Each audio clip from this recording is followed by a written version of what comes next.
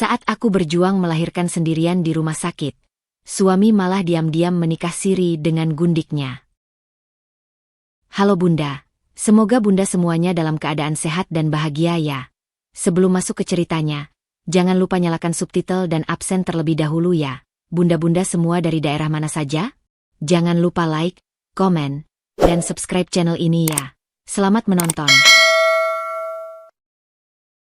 Rasa sakit itu datang seperti gelombang pasang yang tak terbendung.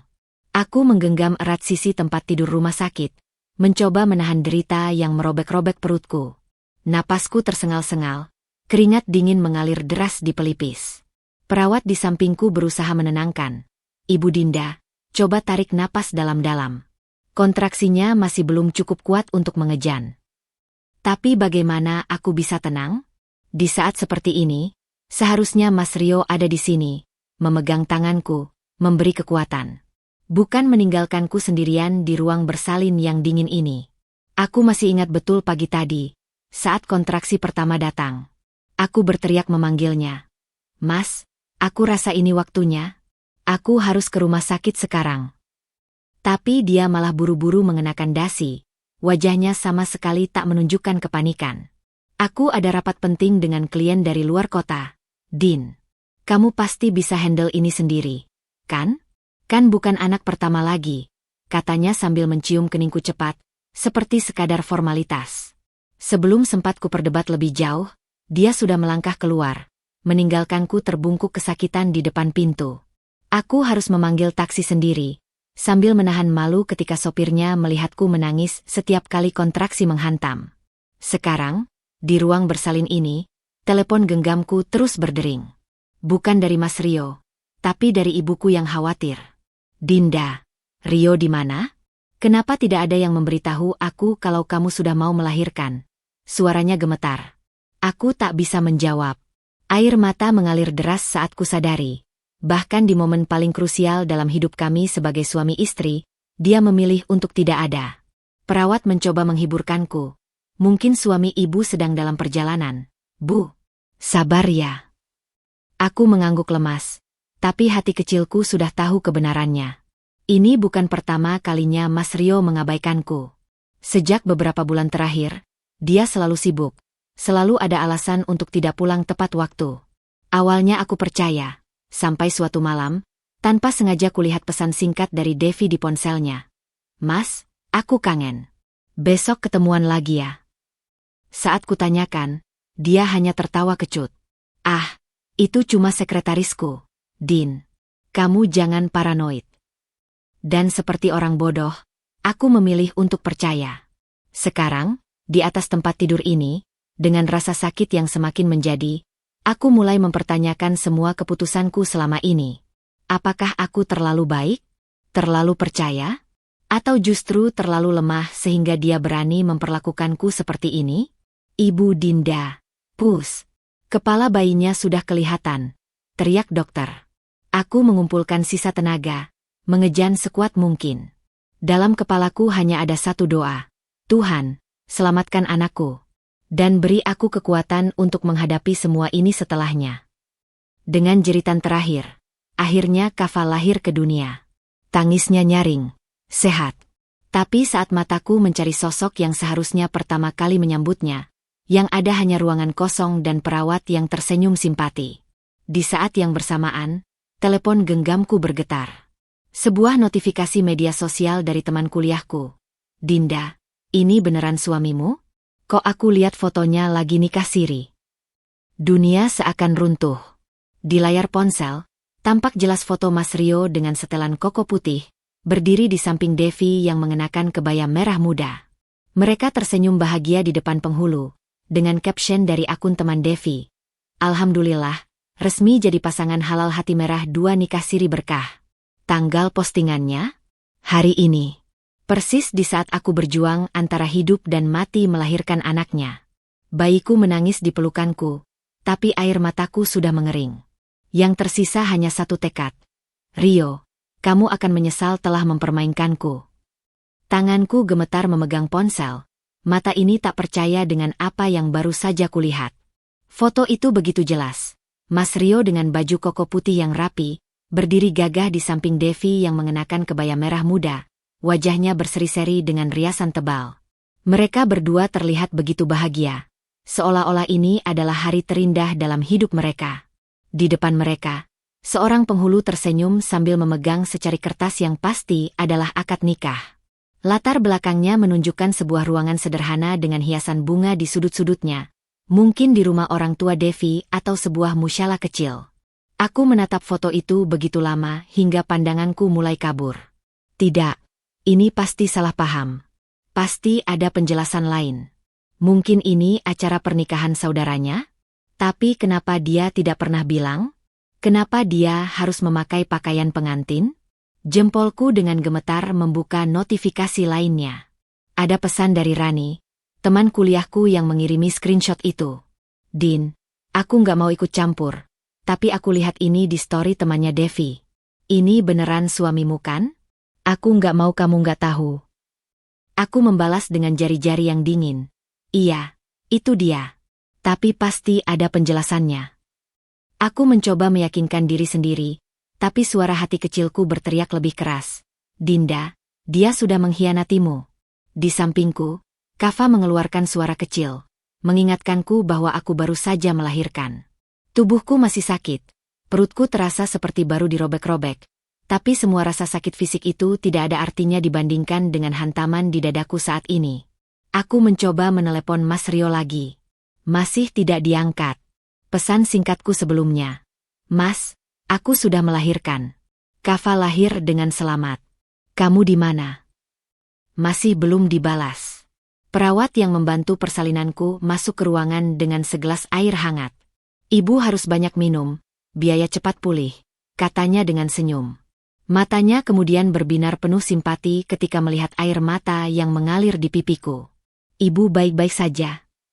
Aku menggeleng pelan, tidak bisa berkata-kata. Bagaimana mungkin aku menjelaskan bahwa di saat seharusnya menjadi hari paling bahagia dalam hidupku, justru menjadi hari paling menyakitkan? Aku membuka media sosial Devi. Akunnya privat. Tapi ada beberapa teman mutual yang mengunggah foto-foto dari acara itu. Selamat buat pasangan baru.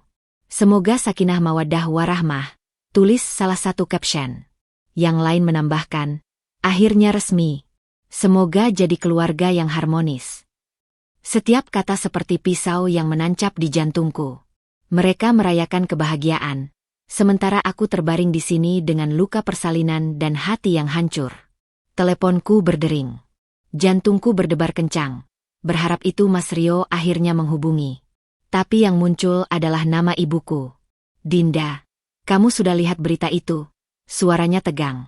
Aku menarik napas dalam-dalam sebelum menjawab. Iya, Bu. Aku baru lihat. Dia berani sekali. Setelah semua yang sudah kamu korbankan untuknya. Amarah ibuku begitu jelas terdengar bahkan melalui telepon. Aku sudah bilang dari dulu, Rio itu. Ibu, tolong, potongku, suaraku parau. Aku nggak kuat dengar ini sekarang. Ibuku terdiam sejenak sebelum akhirnya berkata lebih lembut. Kamu butuh apa? Mau aku jemput? Bawa pulang ke sini saja. Aku melihat Kava yang sedang tidur nyenyak di sampingku. Tubuhku masih lemas, tapi lebih dari apapun, aku ingin keluar dari sini. Iya, Bu. Tolong jemput aku. Saat menutup telepon, aku melihat notifikasi baru masuk. Sebuah pesan dari nomor tak dikenal. Bu Dinda, maaf mengganggu. Saya teman Devi. Saya cuma mau bilang, Devi nggak tahu kalau Mas Rio masih punya istri sah. Dia kira sudah cerai. Mungkin Anda bisa berdua baik-baik menyelesaikan ini. Aku menatap pesan itu, rasa pahit memenuhi mulutku. Jadi sekarang aku yang harus menyelesaikan masalah yang mereka buat? Dengan sisa tenaga, aku membalas, sampaikan ke Devi, dia boleh nikah siri dengan Rio. Tapi ingat, istri sah tetap aku. Dan karma itu nyata. Layar ponsel kembali gelap. Di luar jendela, langit mulai mendung, seolah alam turut berduka atas pengkhianatan ini. Pagi itu, cahaya matahari menyelinap melalui tirai jendela kamar rawat inap, menyapu perlahan wajahku yang masih basah oleh air mata semalam. Kava terbangun dan mulai rewel, tangisnya yang melengking memecah kesunyian ruangan. Dengan gemetar, kuangkat tubuh mungilnya ke dalam dekapan, mencoba menyusuinya meski tangan kau masih lemas dan pikiran ini masih kacau. Setiap isapan kava terasa seperti pisau kecil yang mengiris-iris payudaraku, tapi aku tak peduli. Setidaknya rasa sakit fisik ini bisa mengalihkanku sejenak dari nestapa di hatiku. Pintu kamar tiba-tiba terbuka. Mas Rio berdiri di sana, dengan setelan kemeja yang masih sama seperti kemarin, tapi sekarang kusut dan bau anyir parfum murahan. Matanya merah, mungkin kurang tidur, atau mungkin aku tak mau berpikir lebih jauh. Din. Suaranya serak, matanya tak berani menatapku langsung. Aku baru dapat kabar kalau kamu udah melahirkan. Dudukku membeku. Napasku tersendat. Tiba-tiba ruangan ini terasa sangat sempit, sangat pengap. Kutatap wajahnya yang dulu begitu kukagumi, yang dulu kupikir adalah tempat teraman di dunia. Sekarang setiap garis wajahnya hanya mengingatkanku pada pengkhianatan. Jam 1:30 siang, Rio. Kataku dengan suara datar yang bahkan tak kukenal sebagai suaraku sendiri. Kamu baru dapat kabar sekarang? Padahal aku melahirkan kemarin sore. Dia melangkah mendekat, tapi aku segera mengangkat tangan untuk menghentikannya. Jangan. Jangan dekat-dekat Kava. Teriakku, suaraku pecah. Bayi di pelukanku kaget dan menangis lebih keras. Din, aku bisa jelaskan. Jelaskan apa? Aku hampir tak mengenali suara keras yang keluar dari mulutku ini. Jelaskan bagaimana kamu bisa nikah siri dengan selingkuhanmu di saat aku menjerit-jerit kesakitan melahirkan anakmu? Jelaskan bagaimana kamu tega meninggalkanku sendirian di saat paling kritis? Atau... Nafasku tersengal. Jelaskan sudah berapa lama perselingkuhan ini terjadi. Dia berdiri seperti patung. Mulutnya terbuka tutup seperti ikan di darat. Aku bisa melihat keringat dingin mulai mengucur di pelipisnya. Itu bukan perselingkuhan, Din. Akhirnya dia berbicara dengan suara rendah. Itu cuma nikah siri. Kamu tetap istri pertamaku. Kamu tetap yang utama. Tawa pahit meledak dari mulutku. Tawa yang membuat Rio mundur selangkah. Oh Tuhan. Jadi menurutmu dengan bilang, cuma nikah siri, semua ini jadi boleh? Jadi akseptable. Aku menggelengkan kepala. Air mata mulai mengalir lagi. 8 tahun kita menikah, Rio. 8 tahun. Aku tinggalkan karierku untuk mendukungmu. Aku rawat orang tuamu saat sakit. Aku terima semua kekuranganmu. Dan balasanmu? Menikah diam-diam dengan sekretarismu di saat aku sedang melahirkan. Dia mencoba menyentuhku lagi. Din, kamu harus pahami. Jangan suruh aku memahamimu. Teriakku hingga suaraku serak. Aku yang harus pahami? Aku yang harus mengalah? Lalu kamu bebas berbuat semaumu. Ruangan hening sejenak. Hanya tangis Kava yang memenuhi udara. Rio akhirnya duduk di kursi dekat tempat tidur. Kepalanya tertunduk. Aku terjebak, Din, bisiknya. Devi. Dia mengancam akan melaporkan aku ke HRD kantor kalau aku tidak bertanggung jawab. Kamu tahu kan, satu laporan seperti itu bisa menghancurkan karierku. Aku menatapnya dengan pandangan hampa. Jadi ini alasannya? Dia takut kehilangan jabatan? Takut kehilangan muka? Dan kamu tidak takut kehilangan aku? Kehilangan Kava? Suaraku bergetar. Dia mengangkat wajah, matanya berkaca-kaca. Aku sayang kalian, Din. Aku cuma tidak punya pilihan. Kalimat itu seperti pukulan terakhir. Aku menarik napas dalam-dalam, merasakan setiap bagian tubuhku bergetar. Kamu selalu punya pilihan, Rio, kataku pelan tapi tegas. Kamu memilih untuk tidak menjawab teleponku saat aku melahirkan. Kamu memilih untuk berdiri di depan penghulu dengan perempuan lain. Kamu memilih untuk mengkhianati sumpah pernikahan kita. Aku memandangnya untuk terakhir kalinya. Dan sekarang, aku yang akan memilih. Dia mengangkat alis. Memilih apa? Memilih untuk tidak lagi menjadi bagian dari hidupmu. Wajahnya berubah pucat. Apa maksudmu?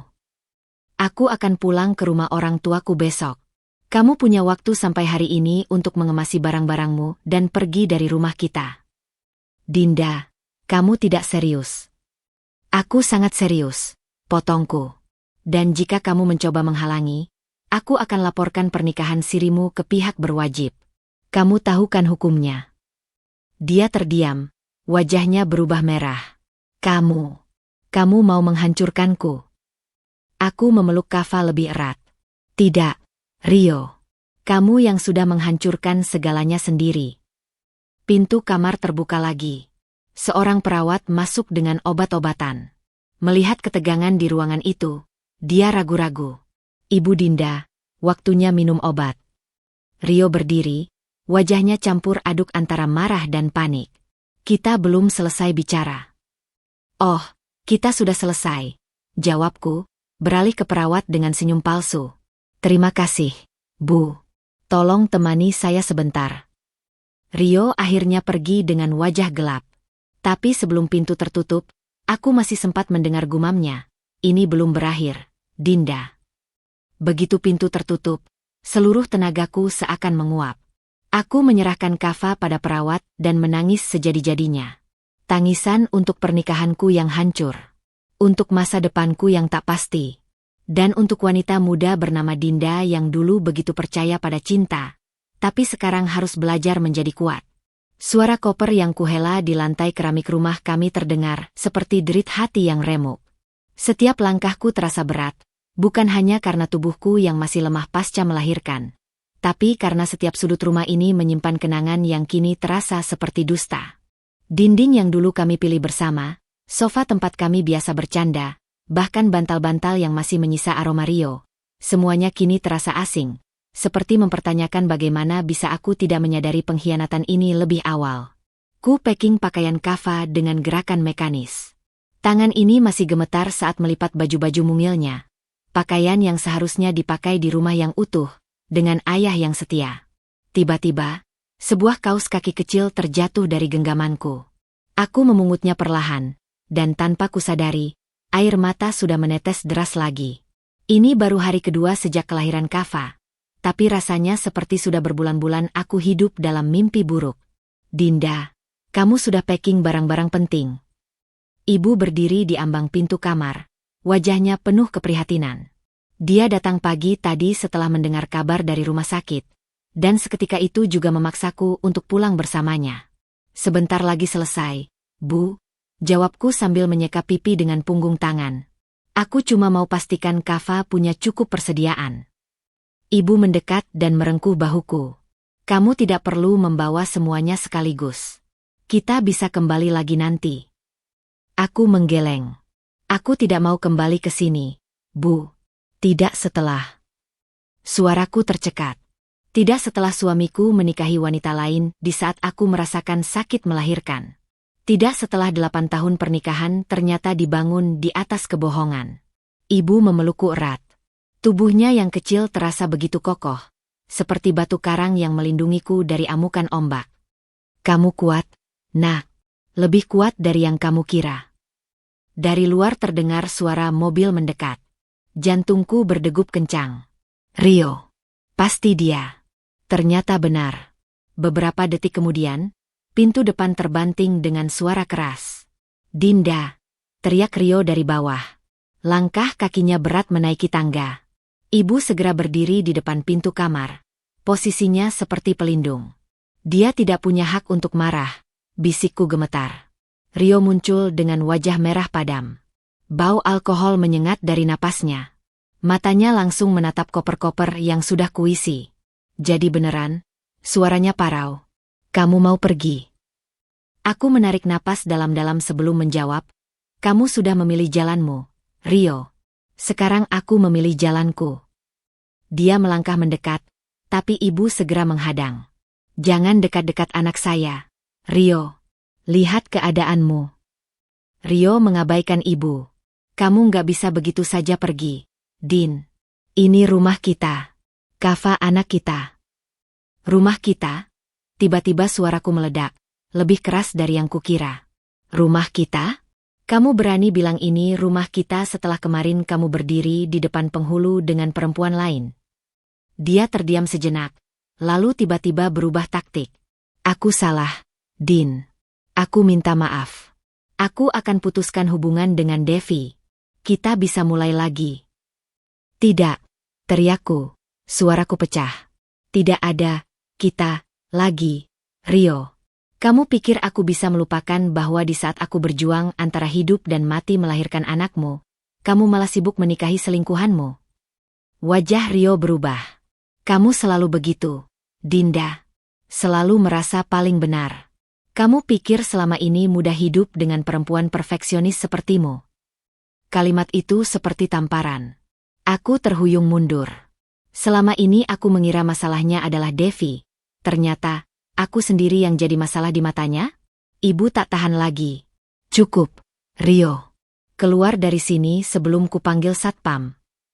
Rio tertawa sinis. Ini rumahku. Aku yang bayar DP rumah ini. Tiba-tiba sesuatu dalam diriku pecah. Dengan tenaga yang tak kukira masih kumiliki, aku melangkah maju. DP rumah ini dari uangku, Rio. Tabungan lamaku sebelum menikah. Dan selama ini, meski aku tidak bekerja, uang dari bisnis catering sampinganku yang selalu menutupi kekurangan gajimu. Dia terkesiap. Aku tak pernah membicarakan uang sebelumnya, selalu berusaha menjaga ego suamiku. Dan tentang perfeksionis, lanjutku, suaraku semakin tegas. Kalau aku tidak mengatur keuangan rumah, kita sudah bangkrut karena kebiasaanmu berfoya-foya.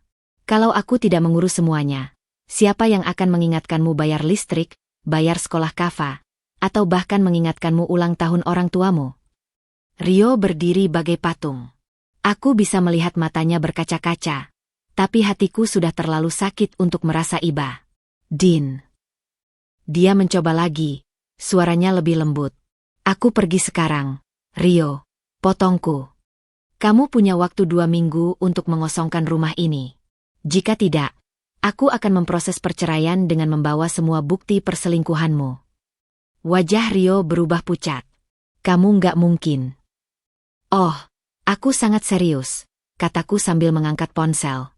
Aku sudah screenshot semua percakapanmu dengan Devi, foto-foto pernikahan sirimu, bahkan laporan rekeningmu yang sering transfer ke nomor Devi.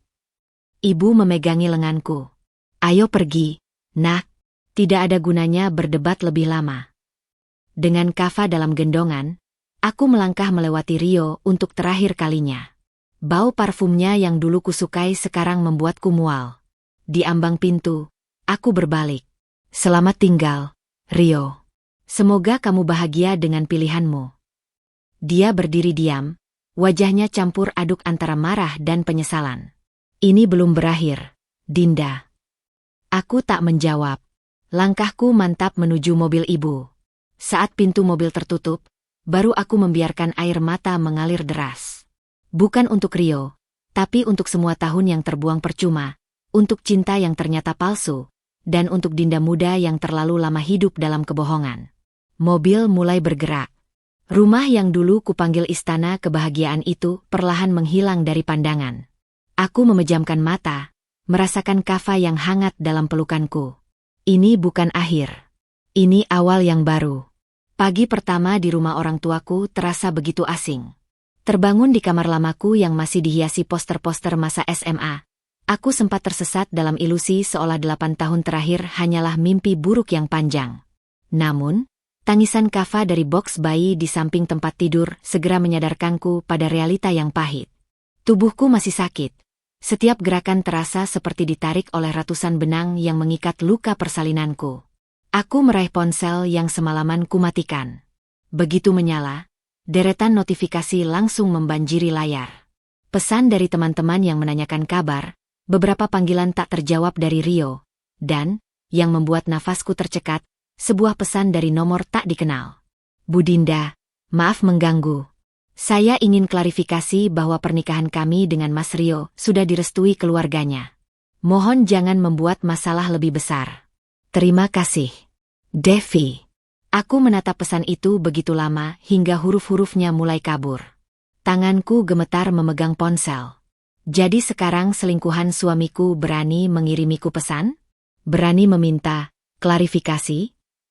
Dengan gerakan kasar, kubuka media sosial. Akunku sudah dipenuhi tag dari teman-teman yang mengirimkan screenshot story-story Devi.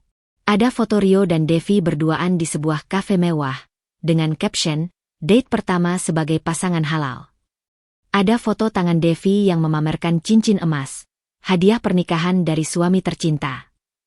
Yang paling menyakitkan, sebuah video pendek di mana Rio terlihat membelikan Devi tas branded, dengan tulisan, suamiku memang paling perhatian. Perutku mual. Tas itu merek persis seperti yang selama ini kuidam-idamkan tapi selalu kubatalkan karena menganggap harganya terlalu mahal untuk anggaran kami. Apa yang membuatmu terguncang pagi ini? Suara ibu dari pintu kamar membuatku tersentak. Kuserahkan ponsel padanya tanpa sepatah kata pun. Wajah ibu berubah merah padam saat membaca pesan Devi dan melihat foto-foto itu. Dasar perempuan tak tahu malu, geramnya. Yang lebih memalukan adalah suamiku yang membiarkan semua ini terjadi. Bisikku, suaraku serak. Ibu duduk di sampingku, memeluk bahuku. Kamu harus blokir nomornya. Jangan beri dia kesempatan untuk menyakiti hatimu lebih jauh. Tapi sesuatu dalam diriku memberontak. Tidak, Bu. Aku tidak akan lari. Dengan tekad bulat, aku mulai mengetik balasan.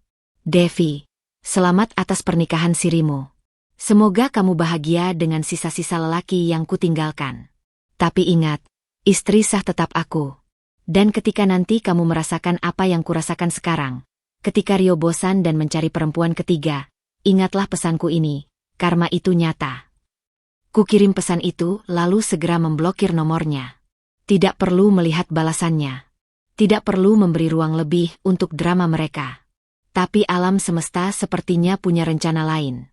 Saat aku membuka kembali media sosial, sebuah notifikasi muncul. Devi mengunggah story baru. Video pendek itu menunjukkan Rio dan Devi sedang berduaan di sebuah restoran. Rio terlihat memakai kemeja yang kupilihkan untuknya minggu lalu. Devi bersandar di bahunya, tersenyum manis ke kamera. Sarapan pagi dengan suami tersayang. Semoga yang iri hati cepat move on ya. Nafasku tersendat. Jadi ini yang dilakukan Rio pagi ini? Alih-alih memikirkan anaknya yang baru lahir, dia malah membawa selingkuhannya sarapan mewah? Tiba-tiba, ponselku berdering. Nomor tak dikenal lagi. Dengan gerakan kasar, kuangkat. Hello. Bu Dinda, suara perempuan di seberang sana terdengar ragu. Saya Maya, teman sekantor Devi. Saya merasa perlu memberitahu Anda sesuatu. Aku menegangkan bahu. Apa lagi ini? Devi, sebenarnya dia sudah hamil 2 bulan. Itulah alasan sebenarnya Rio menikahinya kemarin. Dunia seakan berhenti berputar. Jadi ini bukan sekadar perselingkuhan biasa. Ini perselingkuhan yang menghasilkan anak. Dan satu hal lagi, lanjut Maya dengan suara berbisik. Devi sebenarnya juga masih punya hubungan dengan atasannya di kantor lama. Rio tidak tahu tentang ini. Aku tertawa pahit. Jadi begini rasanya karma bekerja? Begitu cepat? Terima kasih infonya, Maya. Tapi aku tidak tertarik dengan drama mereka. Tapi Bu, aku sudah selesai dengan Rio dan selingkuhannya, potongku tegas. Biarkan mereka berdua saling memakan satu sama lain. Begitu menutup telepon, kulihat Kava sudah terbangun dan menggeliat di boksnya. Kuangkat dia dengan lembut, mencium keningnya yang masih harum. Tidak apa-apa, sayang. Mama kuat. Untukmu, Mama akan menjadi perempuan paling tangguh di dunia ini. Dari jendela kamar, sinar matahari pagi menyinari wajah bayi mungilku. Aku memutuskan, hari ini adalah hari terakhir aku menangisi Rio dan pengkhianatannya. Besok, akan ada Dinda yang baru. Yang lebih kuat. Yang tak akan membiarkan siapapun meremehkannya lagi. Matahari sudah tinggi ketika aku terbangun untuk kesekian kalinya akibat tangisan Kava yang rewel. Tubuhku masih terasa berat, seperti dipenuhi batu yang mengganjal setiap sendi. 3 hari pasca melahirkan, rasa sakit di bagian bawah perut masih menusuk-nusuk jika aku bergerak terlalu cepat. Tapi lebih dari rasa sakit fisik, yang paling melelahkan adalah beban di pundakku. Rasa bersalah karena harus membawa Kava ke dalam situasi seperti ini. Jauh dari rumah yang seharusnya menjadi tempatnya tumbuh dengan lengkap, dengan seorang ayah. Aku menoleh ke samping, melihat boks kayu yang ibu pinjam dari tetangga untuk Kava. Bayi mungil itu menggeliat dengan wajah memerah. Tangannya mengepal kecil seperti sedang berusaha melawan dunia yang sudah menyakitinya sejak hari pertama lahir. Dengan perlahan, kuangkat tubuhnya yang hangat, membawanya mendekap ke dadaku. Iya, sayang, Mama di sini, bisikku sambil mencium lembut rambutnya yang masih tipis. Bau bayi yang khas, campuran susu dan sesuatu yang begitu murni, memenuhi rongga hidungku. Pintu kamar terbuka perlahan. Ibu berdiri di sana dengan nampan berisi semangkuk bubur ayam masih mengepul dan segelas jus alpukat. Kamu harus makan, Dinda. Tubuhmu butuh pemulihan, katanya dengan suara lembut namun tegas. Suara yang sama yang dulu selalu berhasil membuatku menuruti nasihatnya semasa kecil. Aku mengangguk, meletakkan Kava kembali di box sebelum menerima nampan itu. Bubur ayam ibu selalu istimewa, dengan potongan daging yang melimpah, taburan bawang goreng, dan kuah kaldu yang gurih. Setiap suap terasa seperti pelukan hangat yang menenangkan. Ibu. Suaraku parau, tiba-tiba saja air mata menetes ke dalam mangkuk. Apa aku bisa melewati ini semua? Ibu segera duduk di tepi tempat tidur. Tangannya yang berkerut namun hangat menggenggam erat bahuku. Dengar baik-baik, Nak. Kamu adalah anak perempuan terkuat yang ibu kenal. Ingat waktu kamu kecil. Jatuh dari sepeda sampai lututmu berdarah-darah? Kamu tidak menangis. Kamu bangkit, membersihkan lukamu sendiri, dan naik lagi ke sepeda itu sampai akhirnya bisa. Aku tersenyum getir mengingat kenangan itu. Tapi ini berbeda, Bu. Ini lebih sakit. Ibu tahu. Matanya berkaca-kaca. Tapi percayalah, suatu hari nanti kamu akan melihat ke belakang dan menyadari bahwa ini adalah awal dari kehidupan yang lebih baik. Untukmu dan Kava. Dari luar kamar, terdengar suara langkah kaki berat disertai batuk khas yang langsung kukenal. Ayah. Dinda. Bangun. Suaranya menggelegar dari balik pintu. Sudah. Yah. Silakan masuk. Pintu terbuka, memperlihatkan sosok ayah dengan postur tegap meski usia sudah mulai membungkukkan bahunya. Wajahnya yang biasanya keras kini terlihat lelah. Di tangannya ada setumpuk dokumen. Ayah sudah ke pengacara tadi pagi, katanya sambil duduk di kursi dekat jendela. Membicarakan perceraianmu dan hak asuh Kava. Dadaku sesak mendengar kata, perceraian, diucapkan dengan begitu nyata. Selama ini, aku masih menyimpan secuil harapan bahwa mungkin, hanya mungkin, Rio akan datang dengan penyesalan mendalam dan segala sesuatunya bisa diperbaiki. Tapi melihat dokumen-dokumen di tangan ayah, realita itu kini terasa begitu konkret. Bagaimana prospeknya? Yah? Tanyaku mencoba bersikap praktis. Ayah menghela napas panjang. Kita punya posisi kuat. Dengan bukti pernikahan siri Rio, pesan-pesan mesra antara dia dan perempuan itu, plus saksi-saksi dari teman kantormu yang pernah melihat mereka berdua, kita bisa menuntut cerai dengan alasan perzinahan. Dan hak asuh. Ayah tersenyum kecil. Dengan Kava masih bayi dan statusmu sebagai ibu yang tidak bekerja, peluang kita hampir mutlak. Apalagi Rio sudah membangun rumah tangga baru secara tidak sah. Tiba-tiba, telepon rumah di ruang tengah berdering. Ibu bergegas keluar untuk mengangkatnya. Beberapa detik kemudian, suaranya terdengar tegang. Dinda, untukmu, katanya dari kantor Rio. Jantungku berdebar kencang. Apalagi ini? Dengan langkah gontai, kuberanikan diri keluar kamar, masih memegang erat Kava di gendongan. Halo. Bu Dinda, suara perempuan di seberang sana terdengar resmi. Saya Siska dari HRD PT Mandiri Jaya. Kami perlu konfirmasi mengenai beberapa dokumen asuransi kesehatan untuk Kava. Sepertinya ada perubahan data terakhir yang Mas Rio ajukan. Aku terkesiap. Jadi Rio sudah bergerak cepat mengubah data asuransi? Mencabut hak Kava atas layanan kesehatan? Bu Siska, suaraku tiba-tiba sangat tegas. Tolong catat baik-baik.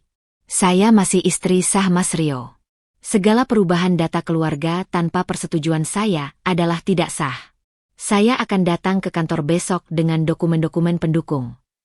Di ujung telepon, terdengar suara berbisik-bisik. Kemudian suara lain mengambil alih, lebih dalam, lebih berwibawa. Bu Dinda, ini Pak Handoko, Kepala HRD. Kami mohon maaf atas kesalahpahaman ini. Tentu saja kami akan membekukan semua perubahan data sampai ada keputusan resmi dari pengadilan. Begitu menutup telepon, lututku tiba-tiba lemas. Aku terjatuh di sofa, masih memeluk erat Kava. Ibu segera duduk di sampingku, memeluk bahuku. Kuat, nak. Kamu tidak sendirian, bisik ibu. Ayah yang berdiri di depan kami dengan wajah merah padam. Besok ayah yang akan ke kantor Rio. Biar ayah yang berurusan dengan mereka.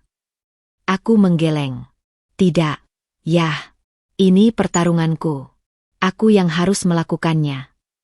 Malam itu, setelah Kava tertidur dan rumah kembali sunyi, aku berdiri lama di depan cermin kamar mandi.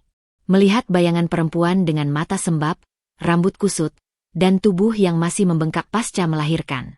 Perlahan, kuangkat tangan dan menyentuh pantulan wajahku sendiri di cermin. Untuk Kava, bisikku pada bayangan itu. Kamu harus kuat. Esok hari akan menjadi pertempuran pertamaku sebagai Dinda yang baru, seorang ibu yang siap berperang demi masa depan anaknya. Pagi itu, udara terasa lebih dingin dari biasanya ketika aku berdiri di depan pintu kantor PT Mandiri Jaya dengan Kava yang terlelap dalam gendongan. Tubuhku masih belum pulih sepenuhnya. Setiap langkah terasa seperti menarik ribuan karet yang terikat di setiap sendi, tapi tekadku sudah membara seperti baja yang baru ditempa. Aku menarik napas dalam-dalam, mencium aroma bayi dari Kava yang bercampur dengan bau disinfektan koridor kantor. Permisi, Bu Dinda. Seorang sekretaris muda menyambutku di resepsionis. Matanya melirik penuh rasa ingin tahu, mungkin sudah mendengar gosip tentang perselingkuhan bosnya. Pak Handoko sudah menunggu di ruang rapat kecil. Aku mengangguk, mengikuti langkahnya melewati lorong-lorong yang dulu sering kulewati saat mengantar bekal untuk Rio. Setiap sudut kantor ini menyimpan kenangan. Di sana, di pojok dekat lift, Rio biasa menungguku dengan senyum manis. Di meja itu, dia pernah dengan bangga memperkenalkanku pada koleganya. Kini semuanya terasa seperti puing-puing bangunan usang yang harus aku ratakan. Ruang rapat kecil itu ternyata sudah penuh. Selain Pak Handoko, ada beberapa staf HRD, dan, napasku tersendat, Rio sendiri duduk di sudut dengan wajah pucat. Matanya membelalak ketika melihatku masuk dengan Kava. Dinda, kamu tidak perlu datang sendiri. Rio langsung berdiri. Silakan duduk, Mas Rio. Potong Pak Handoko tegas sebelum menoleh padaku. Bu Dinda, terima kasih sudah datang. Kami sudah cek ulang berkas asuransi keluarga. Memang ada perubahan data yang diajukan kemarin. Dia menggeser sebuah dokumen ke hadapanku. Di sana tertera dengan jelas bahwa Rio mencabut Kava dari daftar penerima manfaat asuransi kesehatan perusahaan dan menggantinya dengan nama Devi Ratnasari, serta janin dalam kandungan.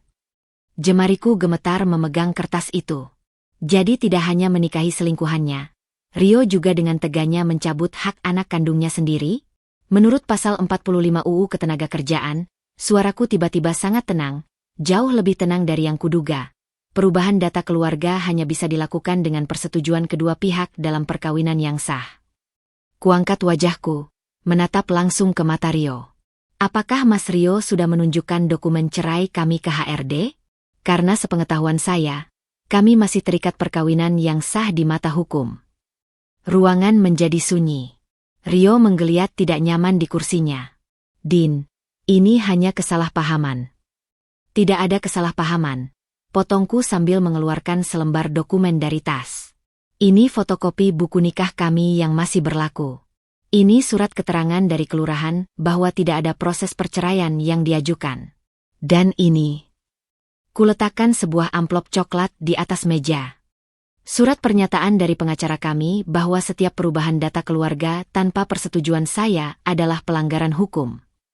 Pak Handoko segera mengambil dokumen-dokumen itu, memeriksanya dengan cermat. Wajahnya berubah serius. Mas Rio, kamu memang sudah memberitahu kami bahwa perceraian sudah dalam proses. Rio terlihat seperti ingin menghilang. Saya kira. Tidak perlu penjelasan. Pak Handoko menghela napas. Kami akan kembalikan data ke semula. Bu Dinda tetap sebagai istri sah, dan Kava sebagai penerima manfaat. Tapi aku belum selesai. Ada satu hal lagi. Saya ingin menanyakan tentang dana pensiun dan tunjangan keluarga yang selama ini dipotong dari gaji Mas Rio. Apakah dana itu masih utuh? Rio langsung melonjak dari kursinya. Dinda, itu urusanku. Pak Handoko mengangkat tangan. Sebenarnya, sebagai istri sah, Bu Dinda berhak mengetahui informasi itu. Dia membuka laptopnya, mengetik beberapa saat. Berdasarkan data kami, sepertinya sudah ada penarikan dana pensiun sebesar 70% yang diajukan minggu lalu. Dunia seperti berhenti berputar. Jadi Rio tidak hanya mengkhianatiku, dia juga menguras dana pensiun kami. Dana yang seharusnya menjadi jaminan masa depan Kava? Untuk apa? Tanyaku pelan. Suaraku tiba-tiba sangat kecil. Rio tidak menjawab. Tapi Pak Handoko yang melihat layar komputernya mengerutkan kening. Alasannya tertulis, untuk pembelian apartemen. Seorang staf HRD lain tiba-tiba berdehem. Pak Handoko, kalau tidak salah apartemen baru di kawasan Menteng itu. Cukup. Rio membentak. Tapi sudah terlambat. Aku sudah mengerti. Apartemen itu pasti untuk Devi dan janinnya. Rio mengorbankan masa depan anak kandungnya demi selingkuhannya yang hamil.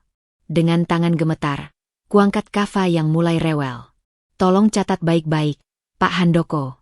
Saya akan mengajukan permohonan pembekuan seluruh aset dan tunjangan keluarga melalui pengadilan besok. Sampai proses perceraian selesai, tidak ada 1 rupiah pun yang boleh ditarik Rio dari dana-dana itu. Keluar dari ruangan itu, kakiku seperti dihantam ratusan kilogram beban. Tapi anehnya, hatiku justru terasa lebih ringan dari sebelumnya. Kebenaran pahit ini akhirnya membebaskanku dari semua keraguan. Tidak ada lagi yang perlu diselamatkan dari pernikahan ini. Di lift turun, teleponku berdering. Nomor tak dikenal lagi. Halo. Bu Dinda. Suara perempuan yang terdengar panik. Saya Maya lagi, teman Devi. Saya pikir Anda harus tahu. Devi sedang di USG sekarang. Tapi, ada masalah dengan janinnya. Aku menekan tombol lobby dengan jari yang dingin. Kenapa kamu memberitahu saya? Karena Rio tidak menjawab teleponnya. Dan saya pikir, sebagai istri sah, Anda berhak tahu bahwa uang yang dipakai untuk apartemen dan pernikahan mereka. Stop, potongku tegas saat lift terbuka. Saya tidak tertarik dengan drama kalian. Urusan Rio dan Devi bukan lagi urusanku. Tapi sebelum menutup telepon, 1 kalimat terakhir meluncur dari mulutku. Berikan Devi pesanku, semoga janinnya sehat. Karena anak tidak boleh menderita akibat dosa orang tuanya. Di luar gedung, matahari pagi menyinari wajah Kava yang baru saja terbangun. Matanya yang masih biru seperti langit itu melihatku dengan polos, seolah bertanya mengapa air mata mengalir di pipi ibunya. Tidak apa-apa, sayang, bisikku sambil mengecup keningnya. Mulai hari ini, Mama akan bekerja keras untuk kita berdua. Sebuah tekad baru lahir dalam diriku. Tak hanya bertahan, tapi benar-benar bangkit. Jika Rio bisa menguras dana pensiun untuk selingkuhannya, maka aku bisa membangun kembali segalanya dari nol. Untuk Kava. Untuk diriku sendiri. Hujan turun deras di luar jendela kamarku di rumah orang tua, menciptakan irama monoton yang seolah menjadi soundtrack kesedihanku selama 2 minggu terakhir. Kava tidur nyenyak di boksnya, sementara aku duduk di depan laptop dengan tumpukan dokumen dan catatan keuangan berantakan di atas tempat tidur. Sejak kepulanganku dari kantor Rio, tekadku untuk mandiri secara finansial membara seperti api yang tak bisa dipadamkan. Tiba-tiba, dering telepon memecah kesunyian. Nomor yang tak kukenal. Dengan enggan kuangkat. Din, ini aku. Suara Rio yang parau membuat seluruh tubuhku menegang. Ini pertama kalinya dia menghubungi langsung sejak pertemuan di kantornya. Ada perlu apa? Jawabku dingin, berusaha menahan gemetar di suaraku. Aku ingin ketemu Kava. Tawa pahit meledak dari mulutku. Setelah kamu cabut asuransinya? Setelah kamu habiskan dana pensiunnya untuk apartemen selingkuhanmu? Sekarang kamu ingat punya anak. Dia terdiam lama. Saat hujan di luar semakin deras. Aku tahu aku salah, Din. Akhirnya dia berbicara dengan suara serak. Devi, ternyata dia. Aku tidak ingin mendengar tentang Devi. potongku tajam. Jika kamu benar-benar ingin ketemu Kava, datanglah ke pengadilan besok jam 9. Kita akan menghadiri sidang permohonan pembekuan aset. Kututup telepon sebelum dia sempat membalas. Tanganku gemetar begitu hebat sampai harus kurentangkan beberapa kali untuk mengusir rasa geram yang menggelora. Pintu kamar terbuka perlahan. Ibu masuk membawa segelas susu hangat. "Rio?" tanyanya singkat.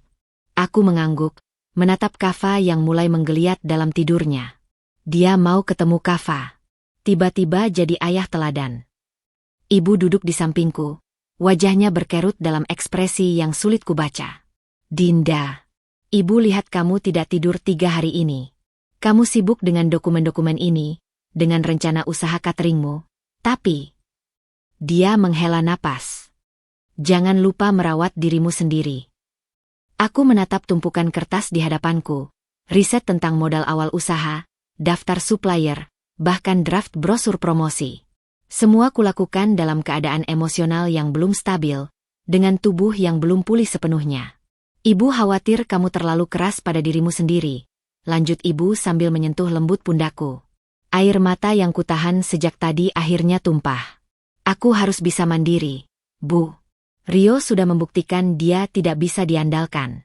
Aku tidak ingin Kava tumbuh melihat ibunya sebagai korban." Ibu memelukku erat. "Kamu kuat, Nak. Tapi tidak ada salahnya menerima bantuan. Ayah sudah bicara dengan temannya di bank. Mereka bersedia meminjamkan modal untuk usahamu dengan jaminan sertifikat tanah kita." Dadaku sesak. "Tidak, Bu. Aku tidak mau membebani kalian." "Ini bukan beban," ibu memotong. "Ini investasi. Kami percaya padamu." Malam itu, setelah ibu keluar, kubuka kembali album foto pernikahanku yang kubawa dari rumah Rio. Wajah-wajah bahagia di foto itu sekarang terasa seperti milik orang asing. Rio dengan senyum lebar mempelai, aku dengan gaun pengantin putih bersih. Semua itu hanyalah ilusi yang sudah lama usang. Kusimpan album itu di bawah tumpukan dokumen usaha. Tidak ada gunanya meratapi masa lalu. Besok adalah pertempuran baru di pengadilan, dan aku harus tampil sebagai Dinda yang kuat, bukan lagi korban, tapi pejuang untuk masa depan anakku. Ruangan sidang pengadilan agama terasa pengap meski AC bekerja keras di sudut ruangan. Aku duduk di bangku petitioner dengan pakaian biru dongker sederhana yang sengaja kupilih untuk memberi kesan serius tapi tidak dramatis.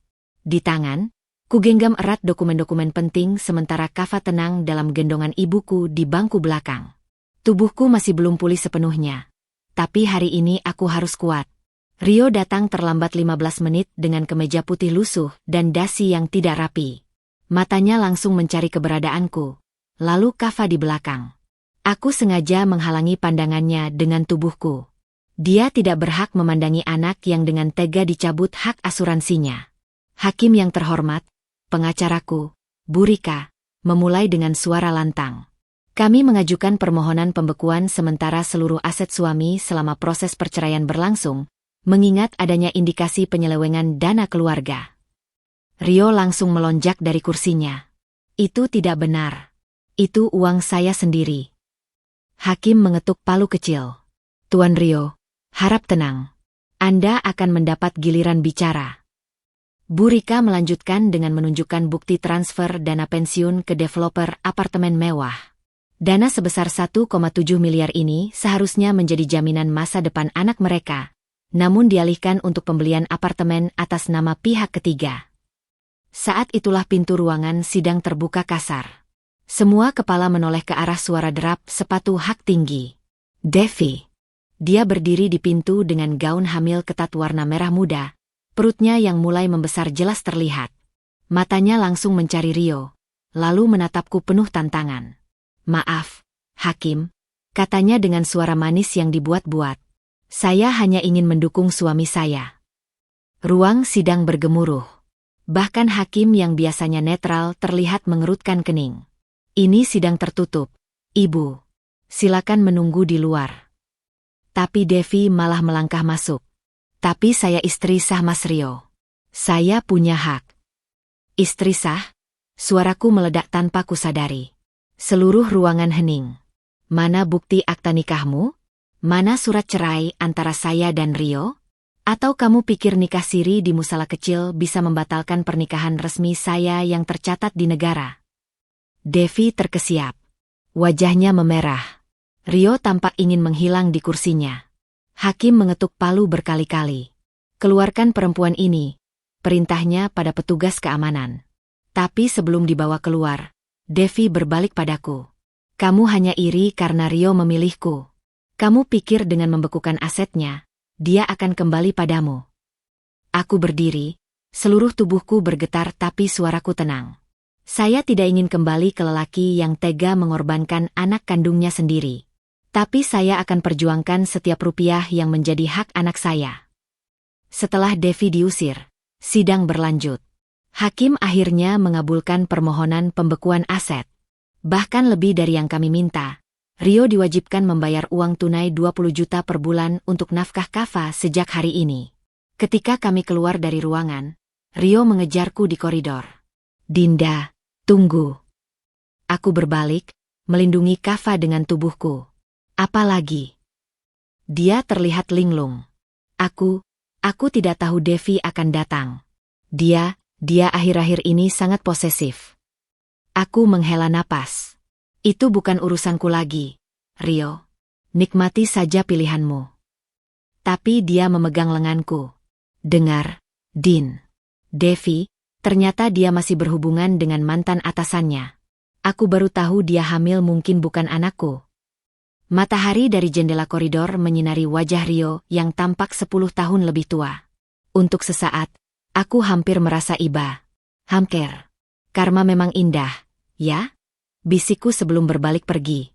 Di ujung koridor, Bu Rika sudah menungguku dengan senyum kemenangan. Sementara di luar pengadilan, terlihat Devi sedang berantem dengan petugas keamanan yang tidak mengizinkannya masuk lagi.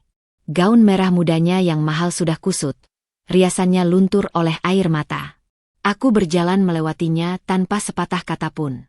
Hari ini, aku belajar satu pelajaran berharga. Keserakahan akan selalu menghancurkan dirinya sendiri. Dan aku punya hidup baru untuk dibangun. Besok, pertemuan pertamaku dengan calon investor usaha catering akan dimulai. Pertemuan dengan calon investor di kafe itu seharusnya menjadi momen penting dalam hidupku.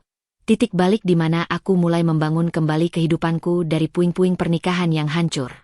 Namun, alam semesta sepertinya punya rencana lain. Aku duduk di sudut kafe yang tenang, memeriksa proposal usaha catering untuk ke-10 kalinya. Kava tidur nyenyak dalam kereta dorongnya di sampingku. Wajah mungilnya yang tenang menjadi penenang bagiku yang gugup. Jam sudah menunjukkan pukul 10.15. Investor yang dijanjikan Bu Rika sudah terlambat 15 menit. Permisi, Bu Dinda. Aku mengangkat kepala. Bukan wajah investor yang kulihat, melainkan Maya, teman Devi yang pernah meneleponku beberapa kali. Kali ini, wajahnya pucat. Matanya bengkak seperti baru menangis berjam-jam. Apa yang kamu lakukan di sini? Tanyaku waspada. Secara refleks menarik kereta dorong Kava lebih dekat. Maya duduk tanpa diminta. Tangannya gemetar memegang gelas air mineral yang langsung dipesannya dari pelayan. Saya tidak tahu harus cerita ke siapa lagi. Bisiknya. Tadi pagi, di apartemen mereka. Dia mengeluarkan ponsel dan memperlihatkan foto-foto yang membuat darahku membeku. Apartemen mewah yang berantakan seperti baru diobrak-abrik. Cermin pecah berhamburan di lantai. Foto pernikahan siri mereka terbelah dua dengan coretan-coretan merah. Devi dan Rio bertengkar hebat tadi pagi. Maya melanjutkan dengan suara bergetar. Rio menemukan pesan dari bos lama Devi. Ternyata mereka masih. Aku menutup mata sejenak. Seharusnya aku merasa puas. Ini adalah karma yang kuprediksi akan datang. Tapi yang kurasakan justru kelelahan yang mendalam. Kenapa kamu memberitahu aku? Tanyaku perlahan. Maya mengeluarkan amplop coklat dari tasnya. Ini, dokumen-dokumen penting Rio. Devi menyimpannya sebagai jaminan. Setelah kejadian tadi, saya ambil sebelum dia menghancurkannya. Saya pikir, mungkin berguna untuk sidang perceraianmu. Dengan hati-hati, kubuka amplop itu. Isinya membuat napasku tersendat. Laporan rekening koran Rio selama setahun terakhir. bukti transfer ke beberapa nomor rekening tak dikenal. Bahkan, hasil USG Devi dengan catatan dokter bahwa usia kehamilannya tidak sesuai dengan klaimnya. Devi sudah hamil sebelum mereka. Sebelum pernikahan siri itu, bisik Maya. Rio baru tahu pagi ini. Tiba-tiba, telepon Maya berdering. Wajahnya berubah pucat. Ini Rio. Tanpa pikir panjang, kuambil ponsel itu dari tangannya. Halo. Dinda. Suara Rio di seberang terdengar parau, seperti orang yang baru menangis berjam-jam. Kamu bersama Maya. Ya, dan aku sudah tahu segalanya. Dia terdiam lama. Ketika akhirnya berbicara lagi, suaranya pecah. Aku tidak tahu harus kemana lagi, Din. Devi, dia. Stop, potongku tegas. Aku bukan tempatmu mengeluh, Rio. Kamu memilihnya. Kamu menikahinya di saat aku melahirkan anakmu. Sekarang, hadapi konsekuensinya. Kututup telepon dan mengembalikannya pada Maya yang tampak syok. Kamu harus pergi. Jangan lagi-lagi melibatkanku dalam drama mereka. Tapi sebelum Maya berdiri, seseorang tiba-tiba muncul di samping meja kami. Seorang pria parubaya dengan kemeja biru tua dan sikap profesional. Bu Dinda? Saya Anton Wijaya, rekan Bu Rika. Maaf terlambat, tadi ada urusan mendadak di pengadilan. Matanya beralih ke Maya yang sedang gemetar. Ada masalah. Aku menghela napas. Tidak, Pak Anton. Mari kita lanjutkan pertemuan kita. Saat Maya pergi dengan wajah hancur, pertemuanku dengan Pak Anton justru berjalan luar biasa baik. Tidak hanya tertarik dengan proposal cateringku, dia bahkan menawarkan untuk menghubungkanku dengan beberapa klien potensial. Kisah Anda menginspirasi, Bu Dinda, katanya sambil menyerahkan kartu namanya. Sebagai single father, saya mengerti perjuangan Anda. Ketika pertemuan usai dan aku mendorong kereta dorong Kava keluar kafe, sinar matahari siang menyinari wajahku. Di seberang jalan, terlihat Rio duduk sendirian di bangku taman. Kepalanya tertunduk, tubuhnya seperti orang yang kehilangan segalanya. Untuk sesaat, mataku bertemu dengan matanya. Aku bisa memilih untuk menyeberangi jalan, mendekatinya, mungkin bahkan memberi sedikit penghiburan. Tapi aku tidak. Aku melanjutkan langkahku, mendorong kereta dorong Kava dengan mantap. Hidupku sudah bergerak maju. Sementara Rio, dia baru saja mulai merasakan sedikit dari rasa sakit yang ditimbulkannya padaku. Pagi itu, udara terasa lebih dingin dari biasanya ketika aku melangkah keluar dari rumah orang tuaku dengan membawa beberapa kotak kue hasil percobaanku selama seminggu terakhir. Kava yang kini sudah mulai aktif mengoceh dalam bahasa bayinya sendiri, duduk manis di kursi mobil khusus bayi yang baru kubeli dari sisa uang tunjangan darurat dari pengadilan. Bau vanila dan kayu manis dari kue-kue itu memenuhi kabin mobil bekas pemberian ayah, menciptakan suasana hangat yang kontras dengan dinginnya pagi itu. Tujuanku hari ini adalah kantor pusat PT Mandiri Jaya, tempat Rio bekerja. Bukan untuk menemuinya, tapi untuk mengantarkan sampel catering sebagai bagian dari uji coba sebelum perusahaan itu memutuskan menggunakan jasaku untuk acara besar mereka bulan depan. Sebuah rekomendasi dari Pak Anton yang ternyata memiliki koneksi baik di sana. Saat aku berjalan menyusuri koridor kantor yang megah dengan Kava dalam gendongan, beberapa karyawan yang mengenalku segera berbisik-bisik. Wajah-wajah itu memancarkan berbagai ekspresi. Ada yang simpatik, ada yang penasaran, bahkan beberapa terlihat malu ketika bertemu mataku. Bu Dinda. Seorang sekretaris muda menyambutku di depan ruang rapat. Pak Direktur sudah menunggu. Oh, dan dia tampak ragu. Mungkin Ibu perlu tahu, Mas Rio sedang tidak di kantor hari ini. Ada masalah internal. Aku mengangguk sambil menahan senyum kecut. Terima kasih infonya, tapi saya di sini untuk urusan bisnis, bukan urusan pribadi. Presentasiku berjalan lancar. Para direktur terkesan dengan sampel kue dan proposal lengkap yang kubawa. Saat sedang asyik berdiskusi tentang menu, tiba-tiba pintu ruangan terbuka kasar. Rio. Dia terlihat seperti bukan dirinya sendiri. Kemejanya kusut, matanya merah, dan bau alkohol menyengat dari napasnya meski masih pagi. Dinda? Apa yang kamu lakukan di sini? Suaranya kasar, penuh kecurigaan. Salah seorang direktur segera berdiri. Mas Rio, ini pertemuan bisnis. Tolong tunggu di luar. Tapi Rio malah melangkah mendekat. Jangan main-main, Din. Jangan ganggu pekerjaanku. Dadaku berdebar kencang. Tapi aku tetap tenang. Saya di sini atas undangan manajemen, Rio. Sebagai pemilik Dinda Catering yang sedang mempresentasikan kerjasama. Wajah Rio berubah pucat. Apa? Tapi, itu proyek besar. Kamu tidak punya pengalaman. Ternyata Bu Dinda sangat profesional. Sela Pak Direktur dengan suara tegas. Dan sample masakannya luar biasa. Kami sudah memutuskan untuk menggunakan jasanya untuk acara investor bulan depan. Rio terlihat seperti ditampar.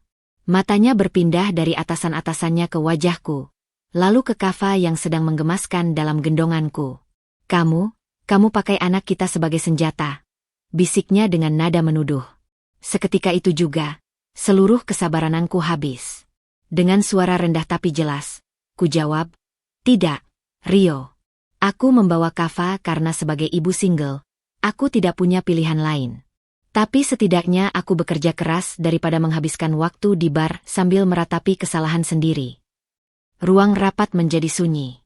Rio berdiri terpaku, wajahnya memerah padam. Pak Direktur dengan tegas memintanya keluar. Saat Rio berbalik pergi dengan langkah limbung, aku melihat sesuatu yang belum pernah kulihat sebelumnya, rasa malu yang dalam di matanya. Presentasi selesai dengan sukses.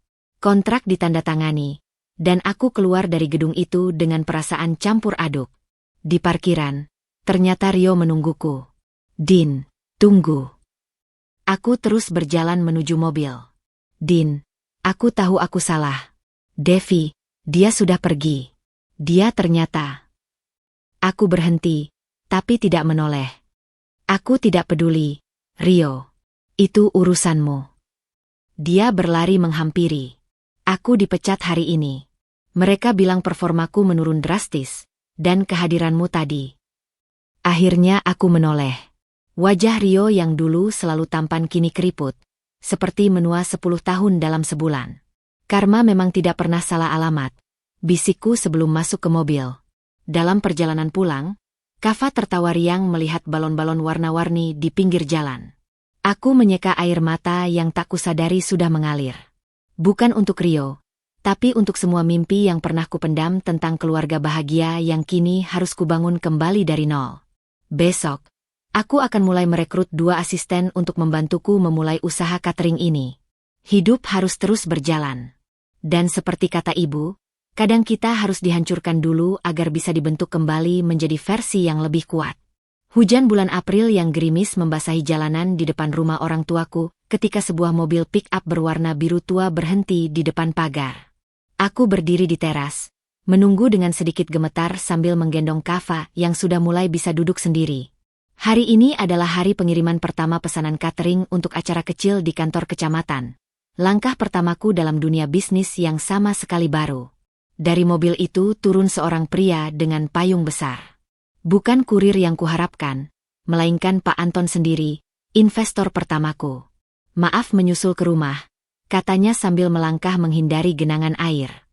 Tapi ada dokumen penting yang harus segera ditandatangani, dan aku pikir sekalian melihat proses produksi cateringmu. Aku mengajaknya masuk ke dapur kecil yang sudah berubah menjadi basecamp produksi. Ibu dan 2 tetanggaku yang kubayar sebagai asisten sibuk menyiapkan nasi kotak dengan lauk ayam bakar dan sayur asam.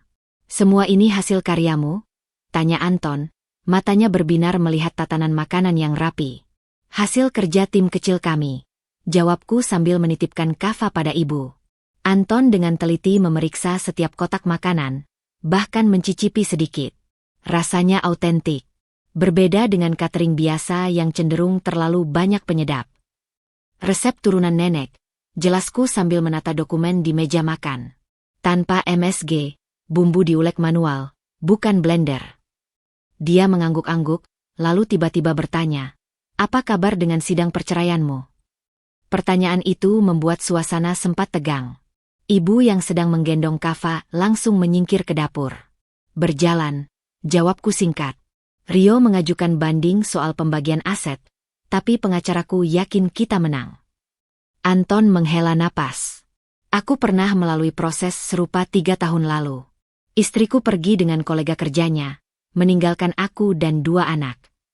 Matanya menerawang ke arah Kava. Butuh waktu bertahun-tahun untuk bisa percaya lagi. Aku tertegun. Selama ini Anton selalu tampil sebagai pengusaha sukses yang percaya diri. Tak kusangka dia menyimpan luka serupa. Bagaimana kamu melewatinya? Tanyaku tanpa sadar.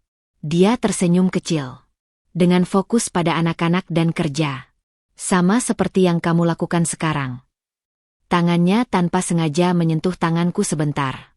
Dan percayalah, perlahan-lahan akan lebih baik. Di dapur, Kava tiba-tiba tertawa riang mendengar suara ibu yang sedang bernyanyi. Anton menoleh, wajahnya berbinar. Dia mirip sekali denganmu, bisiknya. Hujan di luar semakin deras, menciptakan irama yang menenangkan di atap rumah. Dalam keheningan itu, untuk pertama kalinya sejak Rio meninggalkanku, aku merasakan sesuatu yang hampir terlupakan, harapan. Pagi itu, langit tampak berat dengan awan kelabu yang menggantung rendah, seolah mencerminkan kegelisahan yang kurasakan sejak bangun tidur. Kava, yang sekarang sudah bisa merangkak dengan lincah, sedang asyik bermain di lantai ruang tamu rumah orang tuaku sementara aku menyiapkan pesanan catering untuk acara arisan ibu-ibu kompleks. Bau bawang putih dan kemiri yang ditumis memenuhi udara, menciptakan aroma yang biasanya bisa menenangkanku, tapi pagi ini tidak berhasil. Telepon berdering. Nomor tak dikenal. Halo. Din, ini aku. Suara Rio di seberang sana terasa sangat jauh. Sangat berbeda dari nada percaya diri yang dulu selalu melekat padanya. Sekarang dia terdengar seperti orang yang kehilangan arah. Apa yang kamu inginkan, Rio? Tanyaku sambil mematikan kompor, berusaha menjaga suara tetap datar meski jantung berdegup kencang. Aku ingin bertemu. Ada yang perlu kubicarakan. Aku melihat jam dinding. Masih 2 jam sebelum Anton datang untuk mengambil pesanan catering dan membicarakan perluasan usaha. Kantor pengacara saja. Jam 10. Tidak, Din.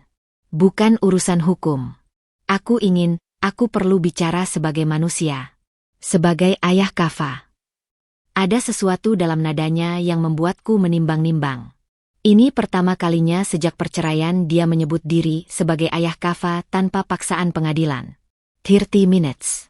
Di taman dekat rumah ibu. Ketika aku tiba di taman itu dengan Kava dalam gendongan, Rio sudah duduk di bangku kayu yang lapuk. Dia terlihat jauh lebih tua dari usia sebenarnya. Rambutnya yang dulu selalu rapi sekarang kusut dan mulai memutih di pelipis. Matanya cekung dengan lingkaran hitam yang dalam. Bau alkohol masih menempel meski sekarang masih pagi. Din, dia berdiri begitu melihatku. Matanya langsung tertuju pada Kava yang sedang asyik memainkan jilbabku. Dia sudah bisa duduk sendiri ya? Aku mengangguk singkat, tidak menjawab. Rio mengeluarkan sesuatu dari sakunya. Sebuah mainan kayu berbentuk gajah yang dulu sering kubelikan untuk Kava saat masih di kandungan. Aku menemukan ini di gudang. Mungkin Kava suka. Tangannya gemetar saat menyodorkan mainan itu. Kava, dengan naluri polos anak kecil, langsung meraihnya dengan riang. Terima kasih, bisikku, memilih untuk tidak kejam pada momen ini. Rio duduk kembali, kali ini dengan bahu yang lebih bungkuk. Aku datang kemari untuk minta maaf, Din. Untuk semuanya. Dia menatap telapak tangannya yang kini penuh garis-garis hidup yang dalam. Aku sudah kehilangan segalanya. Pekerjaan, Devi, bahkan. Demi Tuhan, Rio, potongku. Jangan katakan padaku kamu baru menyadari kesalahan setelah menderita. Dia mengangkat wajah, matanya berkaca-kaca. Tidak. Aku selalu tahu itu salah. Tapi baru sekarang aku mengerti betapa dalam lukanya.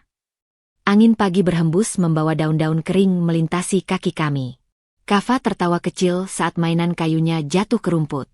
Aku tidak bisa memaafkanmu, Rio. Akhirnya kuucapkan pelan. Tidak sekarang. Mungkin tidak pernah sepenuhnya.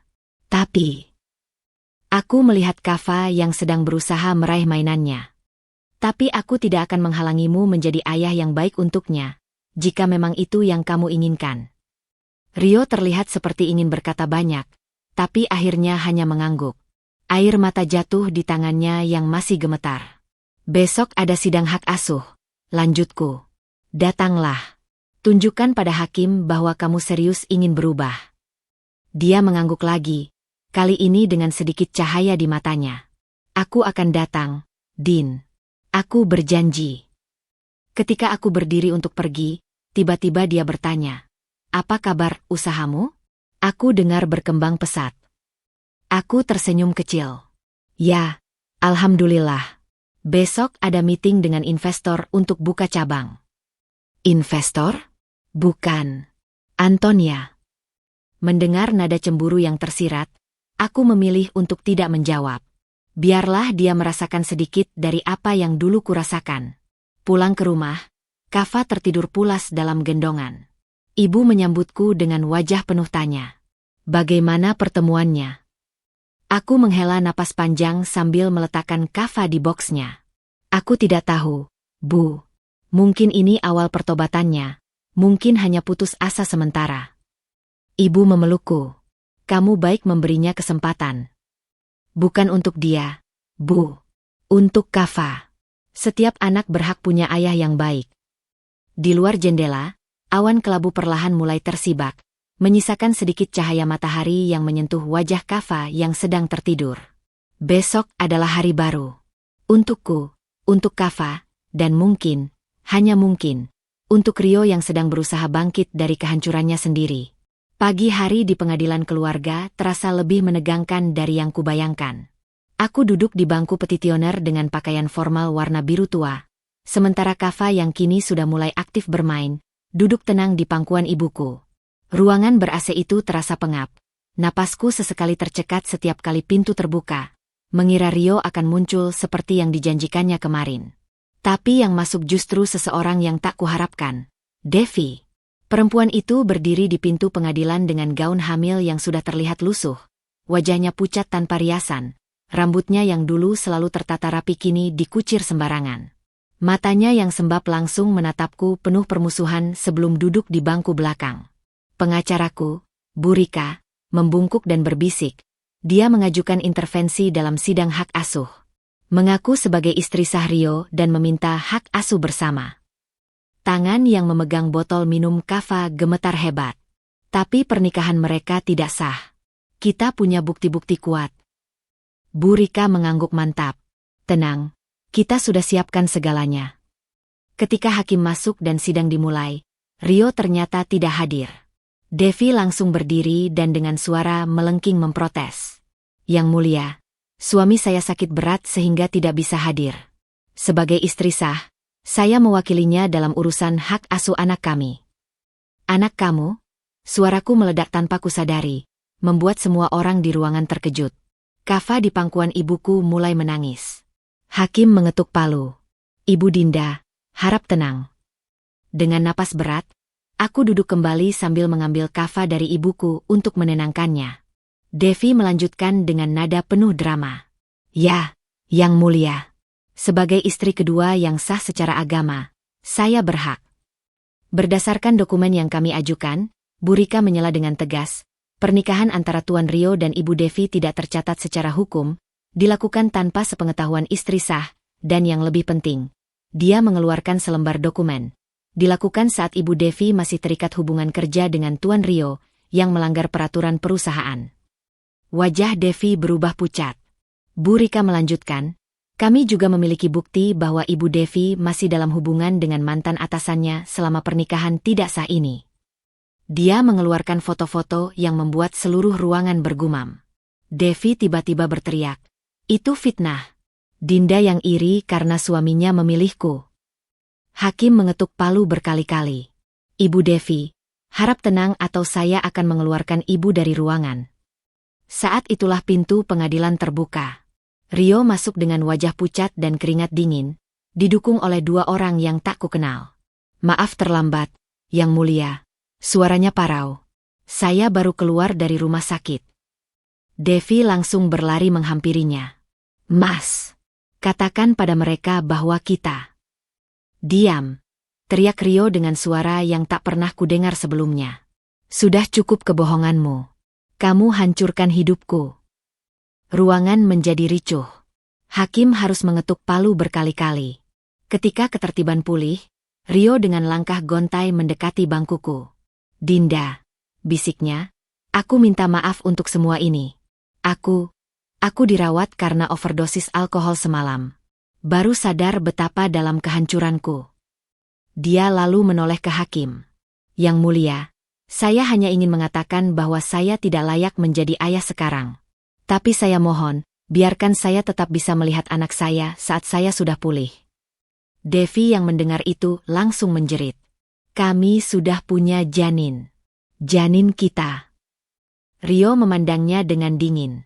Setelah melihat hasil DNA prakelahiran, kita berdua tahu itu bukan anakku. Ruangan kembali gempar. Devi seperti orang kesurupan, melempar segala yang bisa dijangkaunya sambil mengutuk Rio dan aku. Petugas pengadilan akhirnya harus membawanya keluar dengan paksa. Dalam kekacauan itu, tangan Rio tiba-tiba memegang erat tanganku. Aku akan berubah, Din. Demi Kava. Aku menarik tangan perlahan. Buktikan dengan tindakan, Rio. Bukan kata-kata. Sidang ditunda. Ketika aku keluar dari pengadilan dengan Kava, matahari terik menyinari wajahku. Devi terlihat duduk terpekur di tangga pengadilan. Tangannya memegangi perutnya yang mulai membesar. Untuk sesaat, mataku bertemu dengan matanya yang penuh air mata. Aku bisa memilih untuk menertawakannya, atau bahkan meludahinya. Tapi aku hanya berjalan melewatinya. Dendam terbaik bukanlah balas membenci, melainkan hidup bahagia tanpa mereka. 6 bulan telah berlalu sejak sidang hak asuh yang menghebohkan itu. Aku sekarang berdiri di depan toko baruku yang baru saja diresmikan, Dinda's Kitchen, sebuah kafe dan catering yang terletak di sudut jalan yang cukup strategis di pusat kota. Kava yang kini sudah bisa berdiri dengan berpegangan, duduk di lantai playmat khusus di belakang meja kasir, asyik memainkan mainan kayu pemberian Rio. Bu Dinda, di mana mau taruh bunga ucapan ini? Tanya salah satu karyawan baruku, Sari, sambil memegang rangkaian bunga segar dari Pak Anton. Taruh di dekat jendela saja, jawabku sambil menata ulang display kue di etalase. Hari ini adalah soft opening, dan undangan khusus sudah kukirim ke beberapa klien potensial serta teman-teman dekat. Bahkan Rio kundang juga. Setelah beberapa bulan menjalani rehabilitasi, dia mulai menunjukkan perubahan sikap yang nyata. Bel berbunyi saat pintu kafe terbuka. Aku mengangkat kepala, berharap melihat pelanggan pertama, tapi yang masuk adalah Rio dengan setelan kemeja sederhana dan wajah yang jauh lebih segar dari terakhir kali kami bertemu. Selamat, Din, ucapnya sambil menyerahkan sebuah parsel kecil. Ini untuk Kava. Dia tidak berani memelukku atau bahkan bersikap terlalu akrab. Itu salah satu syaratku, batasan yang jelas. Terima kasih, jawabku singkat sambil menerima bingkisan itu. Kava ada di belakang. Rio perlahan mendekati Kava yang langsung tersenyum lebar melihatnya. Papa. Ocehan Kava membuat Rio terkejut sekaligus terharu. Dia baru belajar memanggil seperti itu. Jelasku sambil memperhatikan interaksi mereka. Aku tidak mengajarinya secara khusus, tapi mungkin sering dengar ibu memanggilmu. Rio mengangguk, matanya berkaca-kaca saat menggendong Kava dengan hati-hati. Dia jadi besar sekali. Kami diam sesaat, suasana canggang namun lebih nyaman dari yang kubayangkan. Bagaimana kondisimu sekarang? Tanyaku sambil mengawasi Rio yang bermain dengan Kava. 5 bulan sober, jawabnya bangga. Aku dapat pekerjaan baru di bengkel temanku. Gajinya tidak sebesar dulu, tapi cukup untuk nafkah bulanan Kava. Aku tersenyum kecil. Rio memang telah membuktikan komitmennya. Transfer tepat waktu, jadwal berkunjung yang dia patuhi tanpa melanggar, bahkan mulai rajin sholat lagi. Devi? Tanyaku hati-hati. Rio menghela napas. Dia melahirkan bulan lalu. Bayinya ternyata memang bukan anakku. Suaranya patah-patah. Terakhir kudengar, dia kembali ke kampung halamannya. Bel pintu berbunyi lagi. Kali ini Anton masuk dengan 2 anak perempuannya yang cantik. Selamat, Dinda. Sambutnya hangat sebelum memperhatikan kehadiran Rio. Oh, maaf, apakah saya mengganggu? Rio segera berdiri. Tidak, saya sudah mau pergi. Dia mencium kening Kava sebelum menyerahkannya padaku. Aku ada jadwal meeting dengan sponsor rahapku. Saat Rio pergi, Anton mengamati dengan pandangan penuh pengertian. Dia terlihat lebih baik. Ya, jawabku sambil mengajaknya melihat-lihat kafe. Orang bisa berubah, tapi beberapa hal sudah terluka terlalu dalam untuk diperbaiki sepenuhnya. Anton mengangguk, matanya yang teduh memancarkan pemahaman mendalam. Kadang kita tidak perlu memperbaiki yang rusak, tapi berani memulai sesuatu yang baru. Anak perempuannya yang besar tiba-tiba menarik lenganku. Bu, kuenya enak banget. Aku mau tambah. Tertawa, aku mengajak mereka ke meja display. Di sudut kafe, Kava tertawa riang ditemani Sari. Di luar jendela, langit biru cerah tanpa awan. Hidup ini mungkin tidak pernah sesuai rencana, tapi terkadang justru membawa kita ke tempat yang lebih baik dari yang bisa kita bayangkan. 2 tahun berlalu sejak pembukaan Dinda S Kitchen. Kini, aku berdiri di depan cermin besar di kamar pengantin, mengenakan gaun putih sederhana namun elegan, dengan sulaman bunga-bunga kecil di bagian dada yang jatuh lembut hingga ke bawah. Kava, yang kini sudah menjadi balita ceria berusia 3 tahun, berdiri di sampingku dengan baju miniatur jas warna navy, asyik memainkan bunga boutonierenya yang hampir rusak. Jangan mainin itu, sayang. Bisikku sambil membetulkan dasi kecilnya. Nanti Papa Anton kasih lihat kok. Papa Anton beneran jadi papa aku? Tanyanya polos, matanya yang bulat berbinar penuh harap. Dadaku terasa hangat mendengar pertanyaannya. Selama setahun terakhir, Anton sudah menjadi figur ayah yang konsisten untuk Kava, mengantarnya sekolah, membacakan dongeng sebelum tidur, bahkan dengan sabar menungguinya saat demam. Iya, sayang. Mulai hari ini, kita akan jadi keluarga kecil yang bahagia, jawabku sambil mencium keningnya. Di luar kamar, suara riuh rendah para tamu undangan sudah terdengar. Ibu masuk dengan wajah berbinar, membawa rangkaian bunga melati untuk kukenakan di rambut. Anton sudah siap di pelaminan, katanya sambil membantu menata jilbab pengantinku. Rio juga sudah datang, seperti yang kamu minta.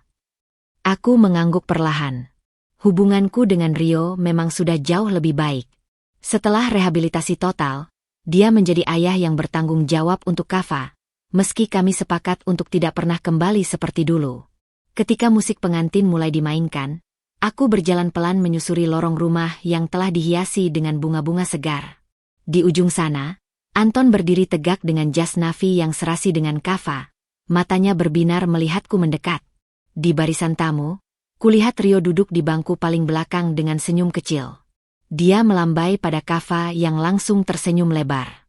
Upacara akad nikah berlangsung sederhana namun hikmat. Ketika wali, ayahku, menyerahkan tanganku pada Anton, aku merasakan getaran di jari-jarinya yang hangat. Saya terima nikahnya Dinda Sari Dewi dengan mas kawin. Suara Anton yang biasanya tenang kini gemetar penuh emosi.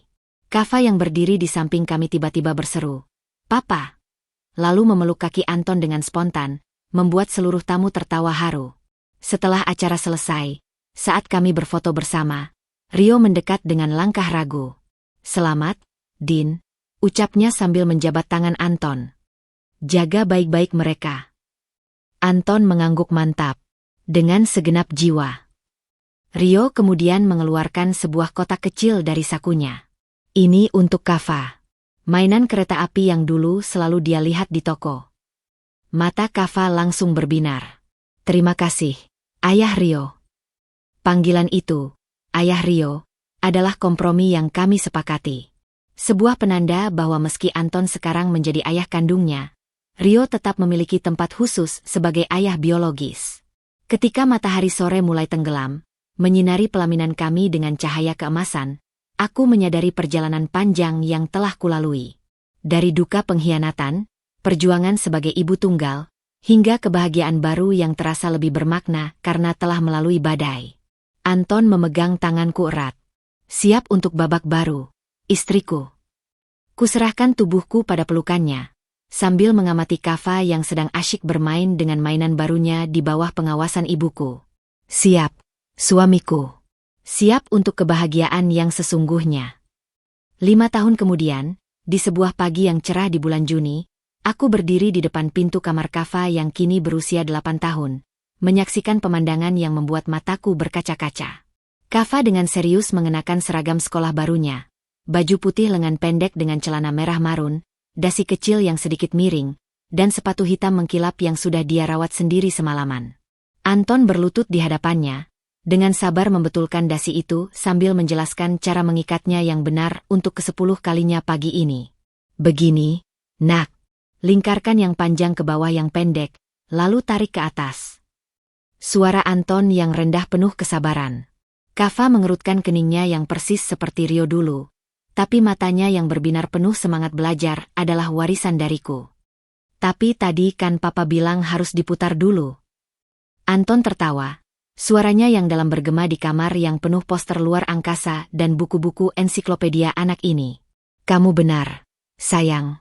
Papa yang salah.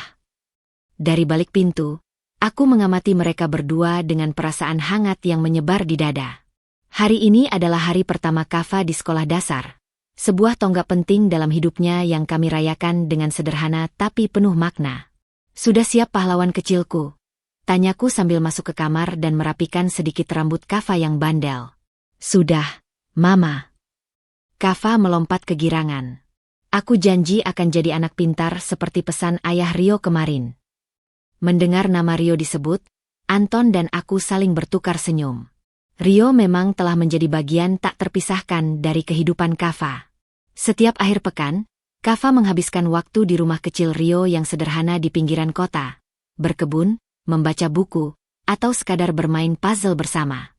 Hubungan mereka tumbuh sehat, jauh dari drama masa lalu yang pernah menggores luka begitu dalam. Di meja makan, aroma waffle buatan Anton dan teh chamomile kesukaanku memenuhi ruangan. Kava dengan antusias menceritakan kembali mimpinya semalam tentang menjadi astronot, sambil sesekali mencuri stroberi dari piringku. Kalau aku besar nanti, aku mau ke bulan. Lalu buat restoran di sana biar para astronot bisa makan enak seperti masakan Mama, ujarnya penuh keyakinan. Anton tersedak minumannya. Wah, berarti Papa harus segera belajar masak makanan beku antariksa dong. Kami tertawa bersama, suara riang kami memenuhi dinding-dinding rumah yang penuh foto kebahagiaan ini. Foto pernikahan kami, Kava pertama kali naik sepeda, Rio menggendong Kava di pundaknya saat piknik, bahkan foto Devi yang jarang-jarang datang membawakan kado ulang tahun untuk Kava. Saat mengantar Kava ke sekolah, tangannya yang kecil menggenggam erat tanganku dan Anton. Di gerbang sekolah, dia memberikan kami pelukan erat sebelum berlari bergabung dengan teman-temannya, tanpa sedikit pun rasa cemas atau takut. Dia tumbuh dengan baik, bisik Anton sambil memegang bahuku. Aku mengangguk, mengingat perjalanan panjang yang telah kami lalui, dari air mata kepedihan yang tak berkesudahan, hingga tawa kebahagiaan yang sekarang terasa begitu alami. Kava mungkin membawa genetik dari Rio dan aku, tapi jiwa besarnya adalah buah dari cinta yang tak pernah berhenti kami berikan, dalam bentuk apapun. Di sudut parkiran sekolah, tanpa Kava sadari, Rio berdiri dengan baju kantornya yang rapi, menyaksikan dari jauh putranya yang mulai mandiri. Ketika matanya bertemu dengan kami, dia hanya melambai kecil sebelum berbalik pergi. Sebuah rutinitas tanpa kata yang telah kami sepakati untuk tidak membingungkan Kava. Pulang ke rumah dengan tangan kosong tanpa genggaman kecil yang biasa menemani, aku menyadari sesuatu yang dalam. Kebahagiaan bukanlah tentang melupakan masa lalu, tapi tentang merangkul setiap pecahan kisah hidup dan menyusunnya menjadi mozaik yang lebih indah dari yang pernah kita bayangkan. Dan Kava, anak kecil kami yang pemberani, adalah mozaik terindah dari semua luka dan cinta yang pernah kami alami. 10 tahun kemudian, di sebuah senja yang tenang, aku duduk di teras belakang rumah kami yang menghadap ke kebun bunga kecil. Di tangan, secangkir teh hangat mengeluarkan aroma melati yang menenangkan. Anton sedang di dalam rumah, membantu Kava yang sekarang sudah remaja dengan pekerjaan matematikanya yang semakin rumit. Suara tawa mereka sesekali terdengar melalui jendela yang terbuka, menciptakan melodi kebahagiaan yang sudah menjadi soundtrack kehidupan kami selama ini. Mataku tertarik pada sebuah amplop coklat yang tiba-tiba saja muncul di meja teras, seperti sengaja ditaruh seseorang ketika aku tidak melihat. Dengan jari yang sedikit gemetar, kubuka perlahan. Isinya adalah sebuah undangan pernikahan sederhana. Rio, di usia pertengahan 40-an, akhirnya menemukan seseorang yang mau menerimanya dengan segala masa lalunya. Foto di undangan itu menunjukkan Rio dengan senyum yang tulus. Pertama kali kulihat sejak bertahun-tahun lalu, berdiri di samping seorang janda berusia sebaya, guru SD yang dikenalnya melalui program relawan mengajar anak-anak kurang mampu. Di sudut foto, terlihat Kava yang sekarang sudah setinggi bahu Rio, tersenyum lebar dengan tangan terulur seperti sedang memperkenalkan mereka. Air mata menetes tanpa kusadari. Bukan air mata sedih, tapi kelegaan yang dalam. "Papa, aku bisa," teriak Kava dari dalam rumah, diikuti Anton yang bertepuk tangan bangga. Ketika mereka keluar ke teras, Kava langsung memperhatikan undangan di tanganku. "Oh, itu sudah sampai? Aku dan ayah Rio baru memesan kemarin." Anton duduk di sampingku, tangannya yang hangat menutupi tanganku yang masih memegang undangan. "Kamu baik-baik saja?" Aku mengangguk, menatap wajah Kava yang sekarang adalah perpaduan sempurna antara Rio dan aku. Matanya yang berbinar seperti milikku, tapi alis tegasnya adalah warisan Rio. Aku sangat bahagia untuknya. Kava duduk di hadapanku, wajahnya serius seperti orang dewasa. Ayah Rio bilang, dia ingin mama dan papa datang. Katanya, kamu berdua adalah bagian penting dalam hidupnya yang membuat dia menjadi orang yang lebih baik sekarang. Angin senja berhembus lembut, membawa kelopak bunga melati dari kebun kecil kami. Aku teringat semua air mata, semua luka, semua perjuangan, dan bagaimana semuanya akhirnya membawa kami ke tempat yang tepat. "Tentu kami akan datang," jawabku sambil memeluk Kava. "Dan kamu akan menjadi pengantar pengantin yang gagah, ya?" Kava mengangguk antusias sebelum berlari kembali ke dalam rumah, mungkin untuk menelepon Rio dan memberitahu kabar baik ini. Anton memeluk bahuku. "Kita sudah melalui perjalanan panjang." "Ya, perjalanan yang mengajarkan kami bahwa cinta sejati bukan tentang memiliki, tapi tentang memberi. Bukan tentang kesempurnaan, tapi tentang pertumbuhan. Dan yang terpenting, bahwa setiap akhir adalah awal yang baru yang menunggu untuk ditulis." Di kejauhan, matahari terbenam dengan indah, menandakan akhir dari sebuah hari yang indah, dan janji akan fajar baru yang akan menyingsing esok hari.